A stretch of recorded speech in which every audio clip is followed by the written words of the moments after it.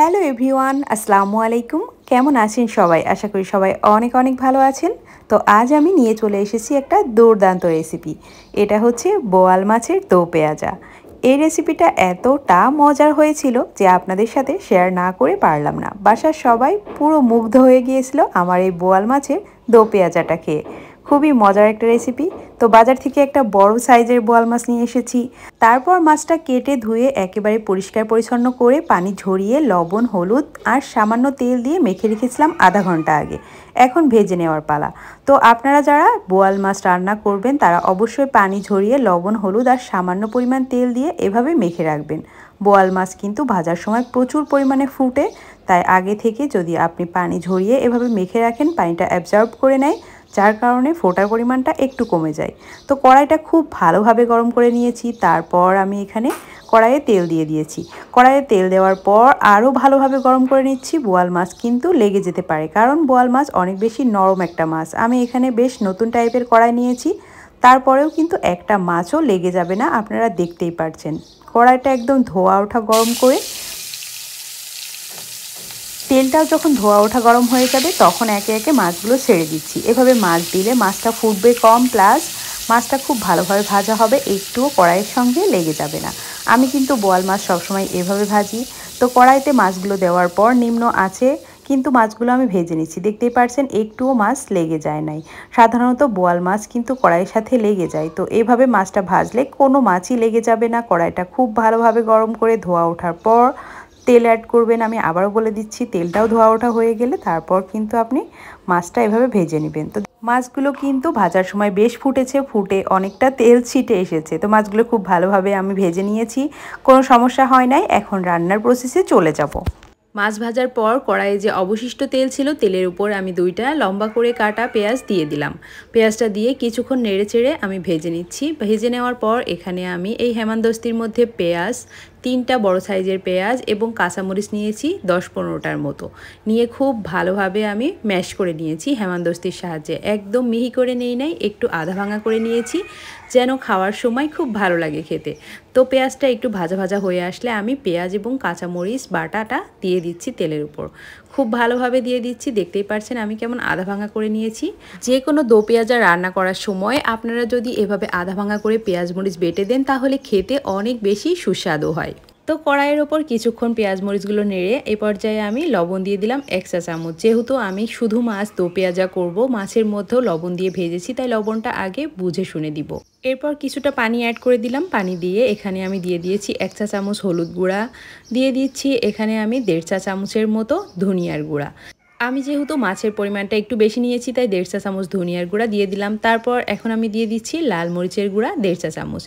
এরপর আমি 1 চা চামচ দিয়ে দিব জিরা বাটা। তো আমি এখানে একটু মরিচের পরিমাণটা বেশি নিয়ে নিয়েছি, কারণ দো পেঁয়াজা রান্নায় একটু ঝাল ঝাল হলে খেতে বেশ লাগে। আপনাদের যদি ঝাল কম পছন্দ থাকে তাহলে অবশ্যই নিজেদের পছন্দ মতো ঝাল দিয়ে দিতে পারেন, কোনো সমস্যা নাই। আমাদের বাসায় দো পেঁয়াজা সবাই একটু ঝাল ঝাল পছন্দ করে, তাই ঝালের পরিমাণটা বাড়িয়ে দিয়েছি। এখন ঢাকনা দিয়ে ঢেকে আমি 10-15 মিনিটের মতো মশলাটা খুব ভালোভাবেই কষিয়ে নিলাম। কষিয়ে নেওয়ার পর যখন দেখব যে একদম মশলার সাইড দিয়ে তেল ছেড়ে এসেছে, তখন বুঝতে পারবো মশলাটা ভালো মতো কষানো হয়ে এসেছে। এ পর্যায়ে আমি ভাজা মাছগুলো মশলার মধ্যে খুব আলতো হাতে দিয়ে দিব এবং খুব আস্তে আস্তে মাছগুলো নেড়ে দিব, কারণ বোয়াল মাছ কিন্তু একদম সফট মাছ হয়। তো এই জন্যই যেন ভেঙে না যায়, সেই জন্য হালকা হাতে নেড়ে আবার ঢাকনা দিয়ে ঢেকে দিব। তারপর কিছুক্ষণ পর ঢাকনাটা উঠিয়ে হালকা হালকা করে সবগুলো মাছ মশলার উপর উল্টে পাল্টে দিব, যেন সবগুলো মাছে খুব ভালোভাবে মশলাটা মিশে যায়। তো দেখতেই পাচ্ছেন আমি কিভাবে করলাম। এরপর আমি সামান্য পানি দিয়ে মশলাটা যেন ভালোভাবে মাছের সাথে মিশে যায় সেই জন্য একটু নেড়ে ছেড়ে ঢাকনা দিয়ে ঢেকে 5 মিনিটের মতো মাছটা কষিয়ে নিব, যেন মাছের মধ্যে সব ধরনের মশলার স্বাদ গন্ধ খুব ভালোভাবে চলে যায়, খেতে বেশি সুস্বাদু হয়। তো আমি কিভাবে দো পেঁয়াজাটা রান্না করছি আপনারা নিশ্চয়ই দেখতে পাচ্ছেন। এইভাবেই আপনারা রান্না করবেন, তাহলে যে কোনো বড় বড় রেস্টুরেন্টের থেকে এই বোয়াল মাছের দো পেঁয়াজাটা একদম পারফেক্ট স্বাদের হবে। আমি সবসময় এভাবে করি, আর গরম ঝরঝরে ভাতের সাথে খেতে কী যে মজা লাগে বাসায় একবার তৈরি করলেই বুঝতে পারবেন। এরপর আমি মাছটা খুব ভালোভাবে কুক হওয়ার জন্য পানি অ্যাড করে দিলাম।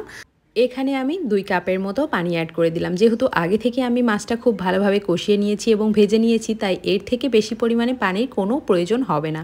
অতিরিক্ত পানি দিয়ে বেশিক্ষণ জাল করলে রান্নাটার স্বাদ নষ্ট হয়ে যেতে পারে। তাই আপনারা সবসময় এইরকম পানিটা বুঝে শুনে দিবেন, যে পরিমাণ মাছ সেই পরিমাণ পানিটা বুঝে শুনে দিলে রান্নাটা একদম পারফেক্ট হয়ে যাবে। এই পর্যায়ে ঢাকনা দিয়ে ঢেকে আমি রান্নাটা করে নিচ্ছি, আর কিছুক্ষণ পর পর ঢাকনাটা উঠিয়ে একটু নেড়ে চেড়ে দিচ্ছি। দেখুন ঝোলটা প্রায় ঘন হয়ে এসেছে। যেহেতু তাজা মাছ, দেশি মাছ, এই মাছের একটু পাতলা ঝোল রাখলে বেশ ভালোই লাগে। তো আমি যেহেতু দো পেঁয়াজা করব তাই খুব বেশি ঝোল রাখবো না।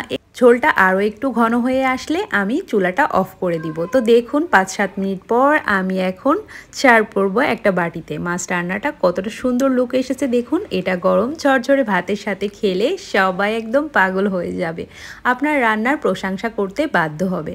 যে কোনো দেশি মাছেরই একটা অন্য রকম স্বাদ থাকে, আর সেটা যদি একটু প্রসেস করে মজা করে রান্না করা যায় তাহলে আর কোনো কথাই থাকে না। আমার কাছে তো ভীষণ মজা লাগে এই রেসিপিটা। আর আপনি একবার বাসায় আমার রেসিপিটা ফলো করে রান্না করে দেখবেন, আপনার বাসার সবাই খুব পছন্দ করবে। বোয়াল মাছের স্বাদ একেবারে অন্য রকম হবে। পেঁয়াজের পরিমাণটা এই রান্নায় একটু বেশি লাগে, সেটা তো আপনারা দেখতেই পেরেছেন। আমি A to Z রান্নাটা দেখিয়ে দিয়েছি, কোনো কিছু কাট করি নাই, সম্পূর্ণ ভিডিওটাই আপনাদের সাথে শেয়ার করলাম।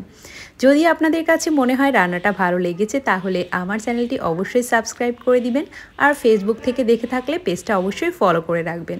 তাহলে আমার সব নতুন নতুন রান্না সবার আগে আপনার কাছেই পৌঁছে যাবে। আমি রান্না সাধারণত শেখাই না, আমি যেটা রান্না করি সেটাই আপনাদের সাথে শেয়ার করে থাকি। তো আশা করি আমার রান্নাটা আপনাদের কাছে ভালো লেগেছে। ভালো লাগলে অবশ্যই আমার সাথে থাকবেন। সবাই ভালো থাকবেন, সুস্থ থাকবেন। এই গরমে সবাই বাসায় থাকার চেষ্টা করবেন। আজ এ পর্যন্তই। আল্লাহ হাফেজ।